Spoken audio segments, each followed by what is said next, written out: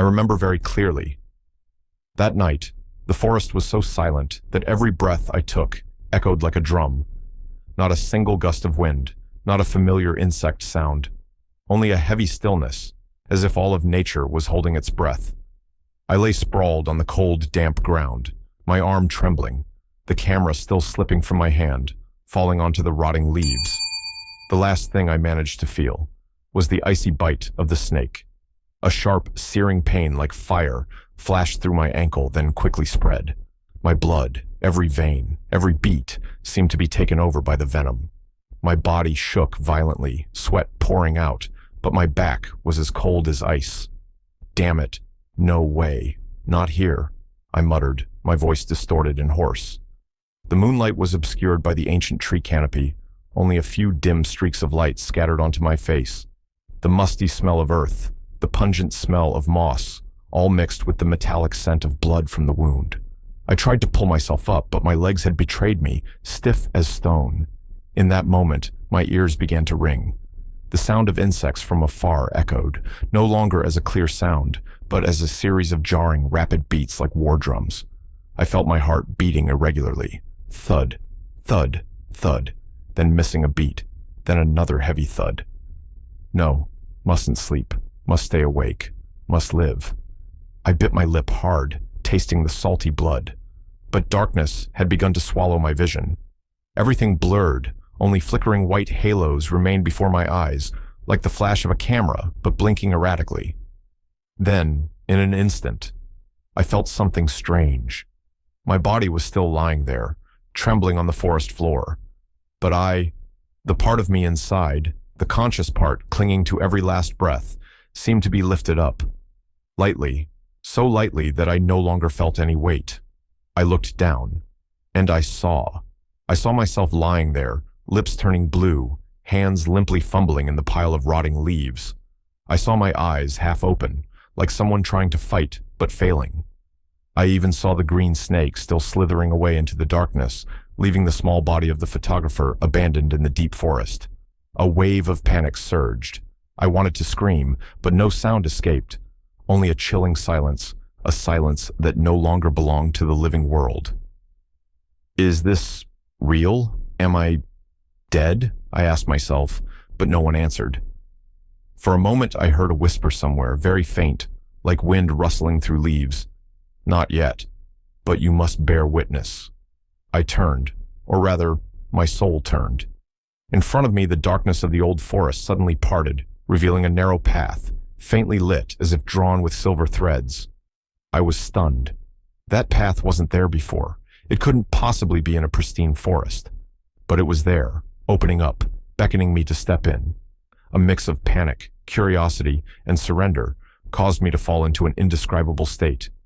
Each missed heartbeat from the body behind me made me realize more. I was standing at the threshold of something there was no turning back from. And in that moment, a single question swirled deep in my head, like an invisible call. What is really happening to me? My name is Ethan Miller, 37 years old. People often call me the missing person because almost half of my adult life was not spent in brightly lit city apartments, nor in lively cafes full of music, but deep in the forests, on misty mountain slopes, or along rivers isolated from the world. I am a professional wildlife photographer. To be more precise, I am a hunter of moments. I was born in Oregon, in a small town by the mountains. My father was a hunter, my mother a primary school teacher. As a child, I was tied to the trips I took with my father into the woods.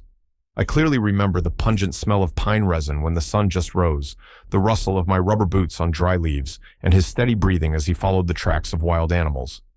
My father didn't teach me to shoot a gun as well as he did. Instead, he taught me how to see. He often said, "Ethan, to truly see an animal, you have to learn to listen to the forest. Don't just use your eyes, use your heart. The forest has its own language."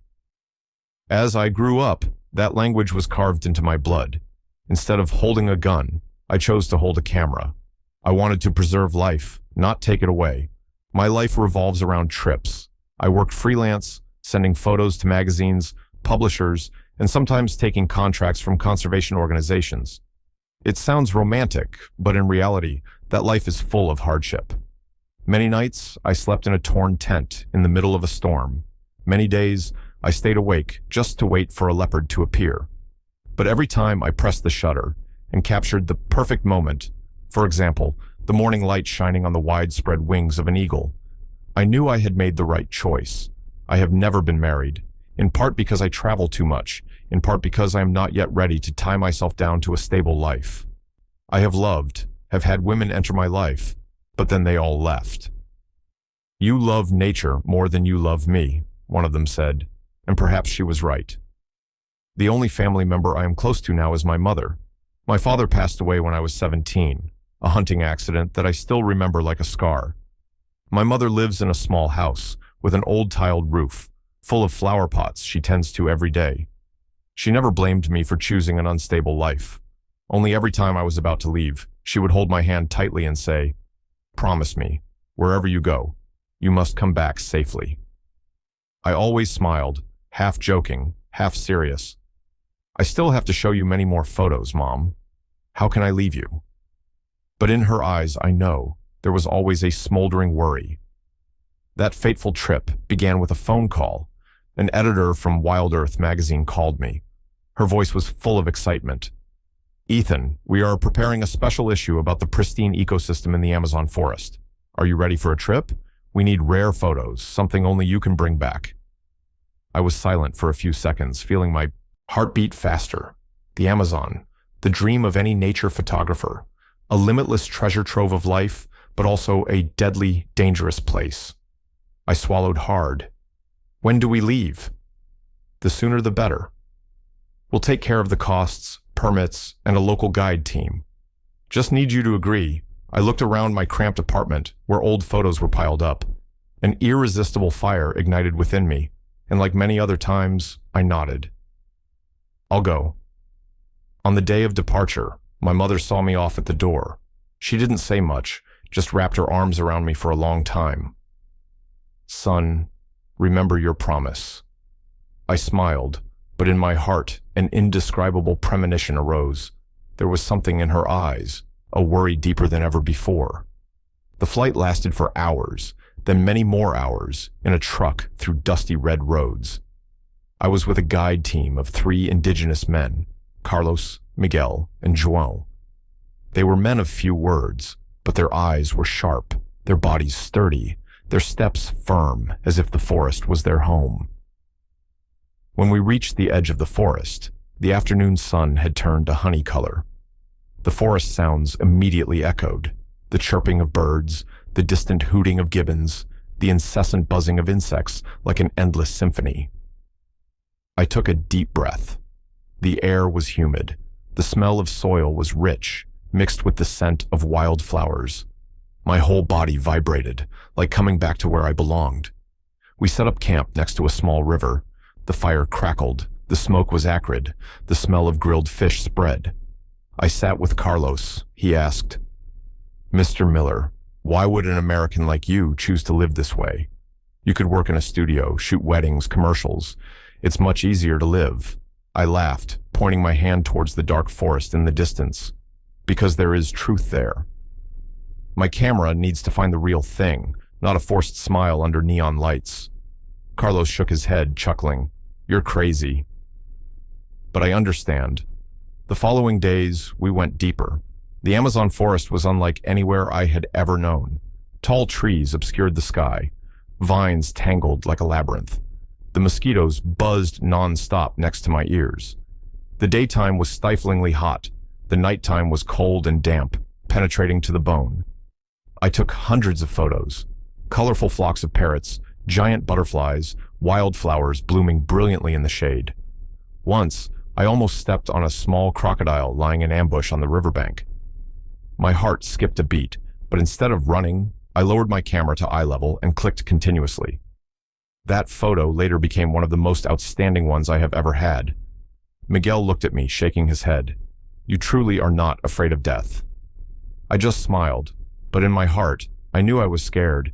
It's just that the fear gave way to a stronger passion. One night, while writing in my journal by the faint light of a flashlight, I suddenly remembered my mother's Words. Come back safely. I looked at my hands, the red scratches, my fingernails covered in dirt. I wondered, is this time too much? What if I can't come back? Outside, the forest whispered, the rustle of leaves, the hooting of an owl. I suddenly felt as if there were eyes watching from the darkness. A chill crept in. I turned off the flashlight, pulled my sleeping bag up high, trying to shake off the gloomy thought. But in my dream that night, I saw a strange image, a gigantic snake coiled around my foot, its eyes glowing like hot coals. I woke up with a start, my heart pounding. Cold sweat soaked the back of my shirt. I didn't know. That dream was a warning. In the following days, I was still absorbed in my camera, but somewhere in my heart, I began to feel a vague premonition, as if the forest was preparing to test me with something terrifying. I couldn't name it. I just knew that every step, every photo I took, brought me closer to it. And then, that day came. The day I faced destiny in the form of an icy bite, in the heart of the deep, dark forest. We started the 13th day of our journey. At that time, I had no idea that number would become my destiny. That morning, the forest was unusually damp. A rain shower the night before had left the leaves dewy, the ground slippery. We packed up camp, preparing to move south, where Miguel said there was a rarely visited area, rich with rare wild animals. I was excited. My stomach fluttered just thinking about the prospect of encountering a jaguar, the legendary predator of the Amazon. "Mr. Ethan," Carlos said as he tied his backpack, "be more careful today." After a rain, poisonous snakes often come out to sunbathe, especially under rotting tree trunks. I nodded, but to be honest, my mind at that time was preoccupied with the photos I hadn't taken yet. The camera in my hand urged me to go faster, to find something special to bring back. We walked for hours through the forest. Sunlight filtered through the canopy, creating shimmering golden streaks, so beautiful that I stopped to take photos continuously. Occasionally, a gust of wind blew through, rustling the entire forest, the scent of wildflowers and damp earth mixing. I took a deep breath, and a strange sense of peace arose within me. But peace in the Amazon forest is just a thin mask. Underneath the leaves, danger always lurks. Around midday, as we were passing through a dense area, I heard a small sound, a rustle, as if something was slithering through dry leaves. I raised my hand to signal to stop. Carlos and Miguel immediately became alert, their eyes darting around. "Something's there," I whispered. A moment later, from among the trees, a tiny spider monkey jumped out, chittering and then darting away. The whole group laughed, the tension dissipating. I laughed too, but before I could breathe a sigh of relief, a bone-piercing pain from my ankle hit me like a red-hot knife. I screamed, my body collapsing. Looking down, I saw a green snake with brilliant yellow patterns recoiling its head, its eyes cold, its tongue flicking. "Fer de lance," Miguel yelled. His voice was trembling. "The most venomous snake in this region." I was panicked.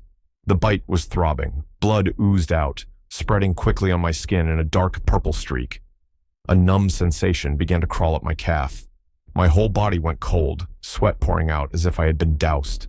Carlos rushed over, tying a rope around my leg to slow the spread of the venom, muttering curses. Miguel frantically searched in his backpack for the first aid kit, but I heard him yell, "There's no anti-venom. We didn't bring any. Oh my God." João held his head, his eyes distraught. If he doesn't have medicine, he won't make it. I lay on my back, gasping for breath. The world was spinning, the sound of my heart beating wildly, then missing a beat.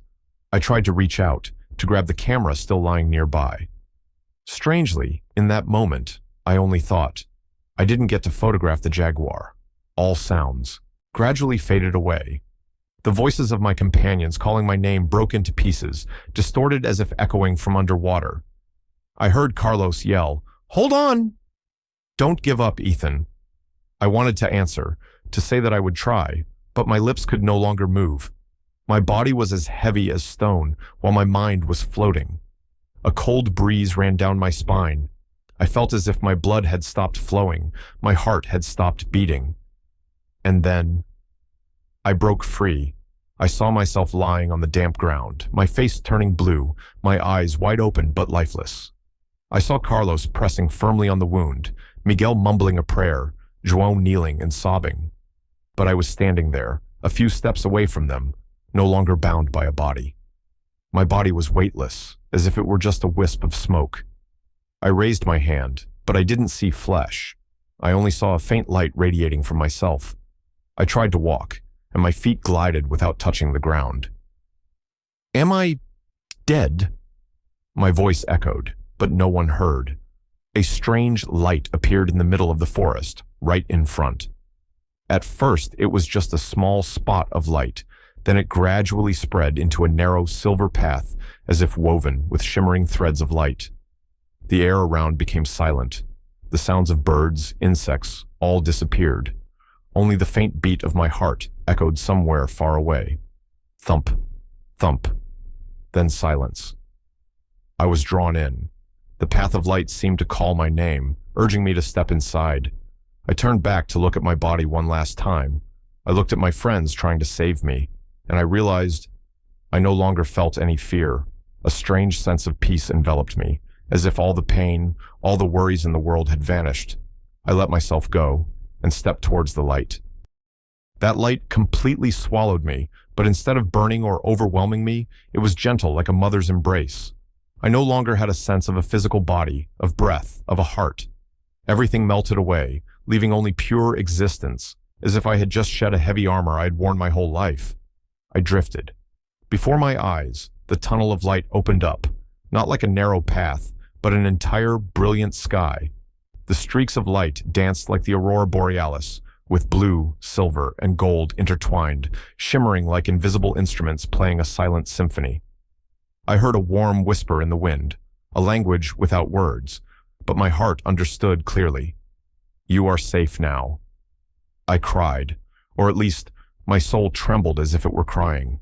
All the fears, all the pressures from life, the lonely years chasing after a lens, the times I blamed myself for missing out on my youth, all of it burst forth and disappeared. Ahead, a figure appeared, at first just a blurred shape in the stream of light, but then it became clearer, every detail making me choke up. "Dad," I uttered. The man stepped out of the light, his hair graying, with the kind eyes I hadn't seen for 20 years.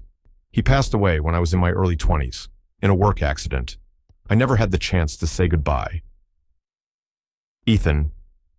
His voice resonated, not through my ears, but directly touching my soul. He opened his arms. I rushed to him, and even without a body, I still felt his warm embrace clearly. I cried like a child. "I miss you, Dad. I regret not being there, for not telling you I loved you." He smiled, his hand of light resting on my shoulder.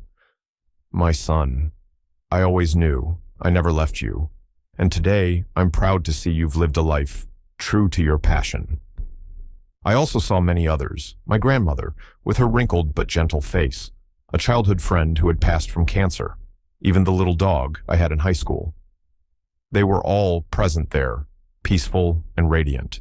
They didn't blame me, didn't complain. They just stood there, smiling, as if to say, "We've been waiting for you for a long time." My heart trembled with happiness, but mixed with a profound sorrow. I knew if I stayed, I would never return. Another entity emerged from the light, not like a family member, and without a clear form. It was like a mass of pure light, vast, majestic, yet so gentle that I wasn't afraid. As it came closer, my entire soul seemed to be illuminated. A voice echoed, deep but full of power. "Ethan, the time has come for you to choose. You can stay here, where there is no more suffering, where endless love surrounds you, or you can return, go back to the world you just left." I trembled and asked, "But I'm dead. How can I go back?" The light entity was silent for a moment, then replied, "Your body is still there. Those friends are still fighting for you, still calling for you to stay. Your heart still longs to complete what is unfinished." I was stunned. The image of my camera appeared again, the dream of photographing the Amazon jaguar, the dream of telling the story of nature for the whole world to know. I hadn't done it yet. I also thought of my mother, who still lived alone back home, who every time I called would ask when I would stop my trips to be with her more. I hadn't been able to repay her. I looked towards my father. I want to stay, but I'm not ready.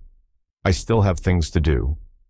My father smiled, his eyes bright, as if holding the entire universe. I understand. Go back. But remember, don't live as if you're immortal.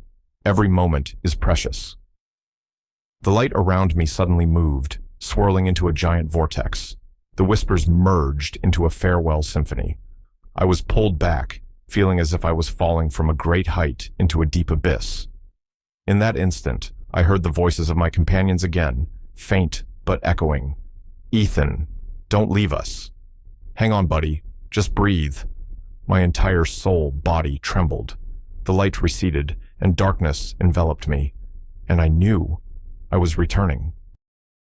Darkness pressed down on me thick like a deep block of mud. I thought I had lost everything. But then a faint beep echoed somewhere. One beat, then another. Beep, beep, beep. I opened my mouth to gasp for air. My chest ached, as if a boulder had just been lifted from it. A shout echoed in my ears. He's breathing again. Ethan is alive, Carlos yelled, his voice cracking with joy. I coughed, each spasm making my entire body tremble. Tears streamed out uncontrollably. Everything around me was a blur, but I could still see Miguel's face, covered in mud and sweat, and João's red eyes. My God, you scared me to death, Miguel said, his hand still holding the makeshift bandage on my leg. Can you hear me? Answer me. I opened my mouth, but my voice was only a hoarse whisper. I'm here. The pain from the snake bite rushed back, burning, bone-piercing. I groaned, but strangely, my mind was incredibly calm. There was no longer the fear of death, no more the vague regret from before. Instead, I saw everything, every breath, every distant bird call, every drop of sweat on my friends' faces, as infinitely precious. Carlos leaned close to my ear and whispered, his voice shaky. Don't ever scare me like that again, Ethan. I don't want to lose you. I tried to raise my trembling hand to grasp his. I saw the light, Carlos. I met my dad, but I knew I had to come back. For you guys, for my mom, for the photos I didn't get to take yet. Everyone was silent, with only the rustling of the forest around us. João nodded, his eyes sparkling in the sunlight filtering through the canopy. You'll make it, Ethan. You'll live to tell the story. In the following days, they took turns carrying me out of the forest to a distant medical station. Their every step was a testament to a friendship I had never fully appreciated. I no longer had the strength to hold my camera, but in my mind, every scene, every face, had become a deeply etched photograph. After I was treated, I spent many weeks in a small hospital in the city. Night after night, I would dream of the light, of my father's embrace, of absolute peace. And every time I woke up, I would whisper, "Thank you for letting me live." When I returned to the U.S., I was no longer the Ethan I had been. I no longer rushed from one trip to the next, just to prove myself. I started calling my mom every night, telling her every small detail. I reconnected with old friends, apologizing for being too preoccupied all those years, and I still take photos. But this time, not just to hunt for moments. I photograph to preserve love, to tell the story of the fragility and magic of life. My photos are no longer cold, but saturated with human warmth and compassion. Once, at a small exhibition, someone stopped for a long time in front of a photo I took after the trip. A photo that was simply one hand holding another, both covered in mud. He turned to me and said softly, "This photo, it makes me want to go home and hug my wife and kids right now." I smiled. That was exactly the meaning I had been searching for. I had died. I had gone through the light. I had reunited with my loved ones on the other side, and I had chosen to return. Now, I am no longer afraid of death, but because of that, I cherish every moment of life more than anyone else. If you ask me, what did that experience change the most? I'll say this. I learned that beauty is not only in the photograph, but in the moments we truly live, truly love. And sometimes to realize that we have to stand on the boundary of death once. The story you just heard is just one of countless near-death experiences that have forever changed people's views on life and death. What do you think? If you were in that situation, would you choose to stay in eternal peace or return to continue an unfinished journey? Leave your thoughts in the comments section. I genuinely want to hear everyone's feelings. Don't forget to hit follow to watch many more emotional and dramatic stories. If this story touched your heart, please share it with your family or friends. Maybe they also need a reminder about the value of life.